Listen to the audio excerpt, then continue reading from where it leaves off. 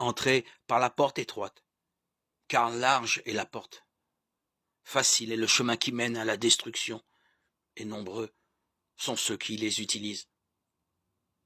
Mais étroite est la porte, difficile est le chemin qui mène à la vie, et peu nombreux sont ceux qui les trouvent. Matthieu 7, 13-14. Une fois sauvés, nous avons découvert que l'île s'appelait Malte.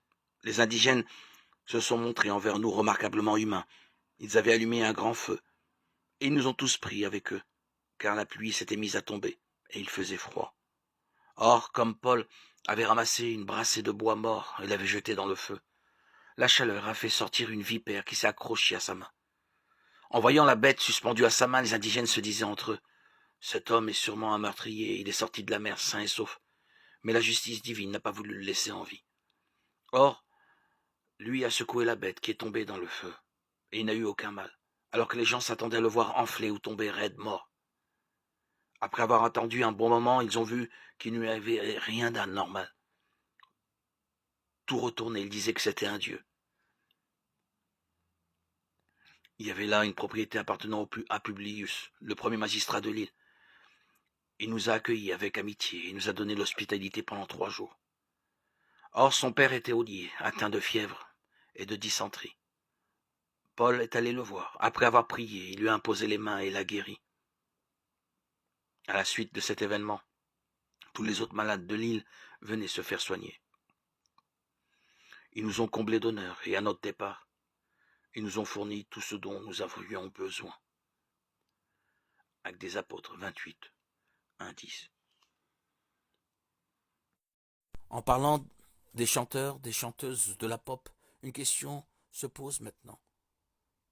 Sont-elles plus proches de ceux qu'elles sont vraiment ou sont-elles plus éloignées de leur véritable moi pour assurer leur succès? Dans l'industrie de la musique, nous ne sommes pas ici pour juger, mais pour avertir. Si aucune de ces chanteurs, chanteuses et chanteurs pop n'a réussi à rester dans cette industrie sans subir ce processus de dépersonnalisation, pourquoi croire que cela semble bon? Dans le siècle dernier, le médecin créateur de la psychanalyse nommé Sigmund Freud a déclaré que ce processus de perdre son identité au nom d'une industrie se produit lorsque la personne sent que sa personnalité est divisée.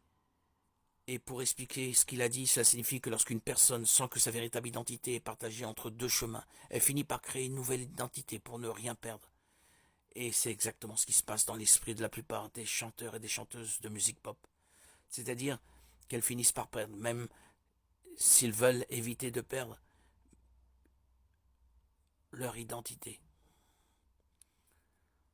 Et une autre grande question qui nous fait remettre tout cela en question et qui est derrière la direction de cette industrie.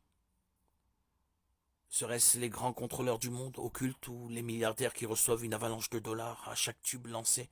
S'il y a une opération spirituelle derrière cette industrie, nous le savons déjà que les démons se nourrissent du péché et de l'occultisme.